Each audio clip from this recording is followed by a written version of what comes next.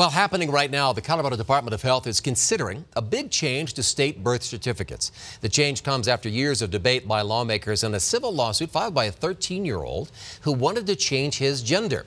Denver 7's Megan Lopez is joining live. And Megan, what happened here? Did they pass it? They just passed it within the last 5 minutes, Mitch. I actually just ran out of that meeting itself.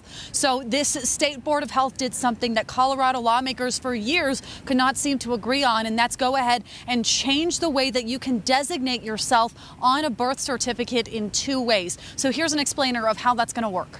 From 2 options to 4, an operation to a simple form. At the Colorado State Board of Health today, a big change is underway. Under a new proposal, birth certificates could soon have 4 options for people: male, female, X, and intersex. The board is also considering a move to allow people to change those birth certificates without needing a gender reassignment surgery. All you would need to do is fill out a simple form. An identity document is important because if we don't have an identity document that matches who we are, we could experience harassment or discrimination, or we could be denied service. It's just the latest change the LGBTQ community is pushing for in Colorado. It's just another way that Colorado continues to lead, to make sure that all Coloradans are treated with dignity and respect. But there are still several big fights ahead. First, name changes. Right now, Colorado law requires a transgender person to print their old and new name in the newspaper 3 times within 21 days before it becomes official. Advocates want that rule gone. Another touchy topic, these 3 letters on your driver's license. Instead, the LGBTQ community wants it to say gender to better reflect how people feel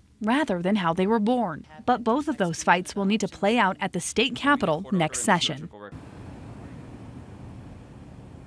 So now that this has happened, you'll start to see those changes, those additional options on the birth certificate starting in early 2019. Something that is a point of clarification, though, is once a baby is born, there's only going to be 3 options, and those are based on kind of biological identifiers. So you can choose as a parent male, female, or intersex. And then once you become an adult, that 4th option of X as an identifier, that will open up to you. And again, these should go into effect in early 2019. I'm live in Denver. Megan Lopez, Denver 7.